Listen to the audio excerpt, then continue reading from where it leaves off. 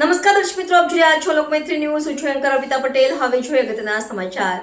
સમી તાલુકાના ઝીલવણા ગ્રામ પંચાયત મહિલા ઉમેદવાર વાઢેર ધારાબેન અમિતભાઈએ ફોર્મ ભર્યા બાદ ગામનો અટકાયેલ વિકાસને પૂર્ણ કરવાની લાગણી વ્યક્ત કરી હતી. સમગ્ર ગુજરાતમાં સ્થાનિક સ્વરાજ્યની ચૂંટણીઓનો ધમધમાટ ચાલી રહ્યો છે. તેવામાં પાટણ જિલ્લાના સમી તાલુકાના ઝીલવણા ગ્રામ પંચાયતમાં મહિલા ઉમેદવાર વાઢેર ધારાબેન અમિતભાઈ ઝીલવણા ગ્રામ પંચાયતના સરપંચ પદના ઉમેદવાર તરીકે મેદાનમાં આવ્યા છે.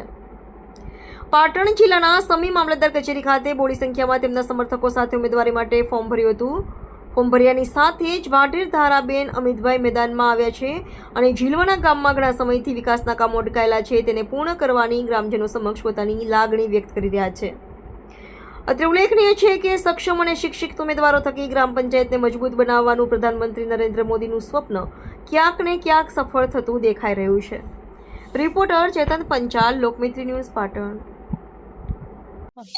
મારું નામ વાઢેર ધારા અમિતભાઈ છે. ઝીલવણા ગ્રામ પંચાયતમાં મેં સરપંચ તરીકે ઉમેદવારી નોંધાવી છે અને ગ્રામજનો જો મને સરપંચ તરીકે ચૂંટીને લાવશે તો ગામની દરેક જરૂરિયાતો હું પૂર્ણ કરીશ. બાકી જે કામ રહેલા છે પૂર્ણ કરીશ. ગટર લાઈન, સ્ટ્રીટ લાઇટ, રસ્તાઓ બનાવવા, મહિલાઓની જે સામાજિક પરિસ્થિતિ હોય એના ઉપર પણ ધ્યાન દઈશ અને ગ્રામજનોને મારી નમ્ર વિનંતી છે કે બધા મને સાથ સહકાર આપે અને જંગી વિજય સાથે જીતાડે. લોકમૈત્રી ન્યૂઝ સાથે જોડાયેલા રહેવા અમારા યુટ્યુબ ચેનલને સબસ્ક્રાઇબ કરી ફેસબુક અને ઇન્સ્ટાગ્રામ પેજને લાઇક અને શેર કરો.